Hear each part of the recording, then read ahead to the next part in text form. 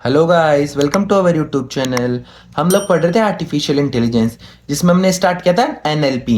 वो एनएलपी क्या होता है? नेचुरल लैंग्वेज प्रोसेसिंग, जिसमें हमने ऑलरेडी बहुत सारे टॉपिक्स कवर कर लिए हैं, जैसे ओरिजिन ऑफ एनएलपी, चैलेंजेस, फिर हमने देखा था क्या लैंग्वेज मॉडल्स, फिर हमने देखा टोकनाइजेशन, इंग्लिश मॉर्फोलॉजी। आज जो हम टॉपिक पढ़ेंगे उसका नाम है पार्ट ऑफ स्पीच टैगिंग। ठीक है, कि एनएलपी में पार्ट्स ऑफ स्पीच, जिसको अपन क्या बोलते हैं, पीओएस टैगिंग, तो ये किस काम में आती है? So it is the process of assigning grammatical categories, जिसको अपन क्या बोलते हैं, text to each word in a sentence. कि आपके पास कोई भी सेंटेंस है, ठीक है, तो उसमें ग्रामेटिकल रूल्स को असाइन करना, तो वो क्या हो गया? Part of speech tagging. ठीक है, मीन्स कि पार्ट ऑफ स्पीच के टैग देना। So common part of speech tags कौन कौन से होंगे? जैसे नाउन चेक करना, ठीक है, नाउन वगैरह आपको पता ही होगा, प्रोनाउन, फिर वर्ब, फिर होता है एडजेक्टिव, फिर एडवर्ब, प्रीपोजिशंस, कंजक्शंस, इंटरजेक्शंस। तो इन सबको वन बाय वन चेक करना कि आपका कोई भी जो वर्ड है, सेंटेंस है, वो करेक्टली है या नहीं है। ऐसा नहीं कि आप सर्च कर रहे हो और आपको आंसर में अलग ही कुछ मिल रहा है। ठीक है, तो वो चीज चेक करने का काम कौन करता है? Part of speech tagging. ठीक है, अब अपन देखते हैं, जैसे एग्जाम्पल से आपको समझ में आएगा कि एग्जाम्पल आपके पास राम प्लेस क्रिकेट। क्या है? राम प्लेस क्रिकेट, की राम क्रिकेट खेल रहा है। तो इसमें जैसे हम इसमें क्या करेंगे, पार्ट ऑफ स्पीच देखेंगे। राम क्या है? नाउन है। प्लेस क्या है? वर्ब है। क्रिकेट क्या है? नाउन है। तो ऐसे चेक करना कि हाँ ये वैलिडेट है या नहीं है। फिर जैसे नेक्स्ट एग्जांपल हो गया शी इज ब्यूटीफुल, कि वो ब्यूटीफुल है। तो इसमें चेक करेंगे, जैसे सी क्या है? प्रोनाउन, कि जो नाउन की जगह यूज ले रहा है, कि कोई लड़की है तो उसका नाम ना लेके अपन उसकी जगह कोई दूसरा वर्ड यूज करें, तो प्रोनाउन को यूज करें। फिर इस क्या हो गया? हेल्पिंग वर्ब हो गया, इज, एम, आर, वॉज, वर, ये सब। और फिर ब्यूटीफुल क्या हो गया? एडजेक्टिव, जो किसी चीज की विशेषता बता रहा है। ठीक है, तो ये चेक करते हैं अपन किसी भी सेंटेंस में, किसी भी वर्ड्स में, तो वो क्या हो गया? Part of speech tagging. अब अपन देखते हैं नेक्स्ट टॉपिक, वो क्या है? Issues in part of speech tagging.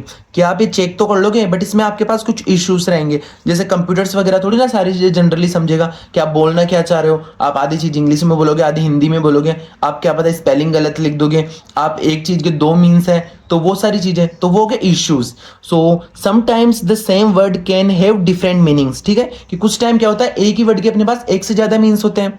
And grammatical rules depending on the sentence, तो जो ग्रामेटिकल रूल्स है वो काय पे डिपेंड होंगे? पूरे सेंटेंस पे। So this creates challenges for POS tagging. तो इसकी वजह से क्या होता है, आपके पास कुछ चैलेंजेस वगैरह होते हैं, जैसे कुछ एक ही वर्ड के अलग अलग मीन्स है, पूरा सेंटेंस ही उस एक वर्ड की वजह से चेंज हो रहा है, तो वो हो गए issues. So first one is ambiguity.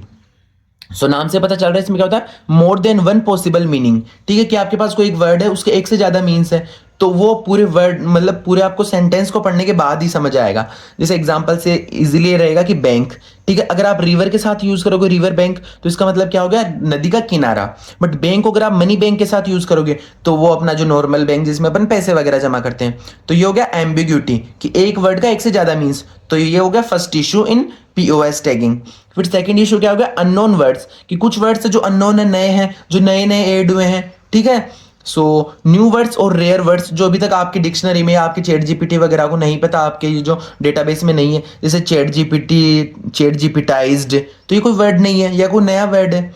ठीक है, तो वो चीज। फिर third one is context dependency. क्या है कॉन्टेक्स्ट डिपेंडेंसी? मीन्स कि correct POS tag depend on surrounding words, कि जो आपका जो पीओएस टैग है वो काय पे डिपेंड होगा? पूरे सराउंडिंग वर्ड्स पे, कि एक पर्टिकुलर वर्ड से कोई मीन्स नहीं रहेगा। अब जैसे बुक का मतलब तो किताब होता है, आपको पता है, बट इफ हमने लिखा दे बुक टिकट्स, तो टिकट्स के साथ इसका मतलब क्या हुआ? कि बुक करना, मीन्स फिक्स करना, कि कोई चीज टिकट्स को हमने मूवी के टिकट्स वगैरह बुक कर ली, फिक्स कर ली। इसका मतलब यहाँ पे किताब थोड़ी ना है कि उन्होंने किताब टिकट्स, तो ये तो कोई मीन्स ही नहीं निकला। पर सेकंड एग्जांपल होगा दिस इज अ बुक, तो इसका मतलब यहाँ क्या रह गया? बुक। तो इसमें कॉन्टेक्स्ट डिपेंडेंसी क्या हो गया? कि जो पीओएस टैग वो काय पे डिपेंड करेंगे? सराउंडिंग वर्ड्स पे। फिर फोर्थ इशू क्या हो गया अपने पीओएस टैगिंग में? Spelling mistakes. क्या? Spelling mistakes. जैसे आपने स्पेलिंग वगैरह मिस्टेक लिख दी, जैसे कॉलेज की जगह कॉलेज लिख दिया। आजकल तो अपन शॉर्ट फॉर्म वगैरह कुछ लिख देते हैं, या मतलब उसको अच्छा बनाने के लिए लिख देते हैं, तो अपन तो वो चीज़ समझते हैं कि हाँ ये है, बट कंप्यूटर्स को ये चीज़ एक इशू लगेगा, वो नहीं समझ पाएगा, तो वो एक प्रॉब्लम होगी। क्या? Spelling mistakes. और लास्ट इश्यू हो गया इन पीओएस टैगिंग, वो है शॉर्ट फॉर्म्स एंड एब्रीवेशंस, कि हमने कोई चीज़ का शॉर्ट फॉर्म लिख दिया, जैसे डी आर, मिस्टर, ए आई, हमने लिख दिया कॉलेज को सी एल जी, जो आजकल अपन व्हाट्सएप वगैरह में यूज करते हैं। तो ये भी क्या होगा? कंप्यूटर थोड़ी ना समझेगा कि हाँ इसका मतलब ये है। तो ये हो गया इश्यूज इन पीओएस टैगिंग और पार्ट ऑफ स्पीच टैगिंग होता क्या है।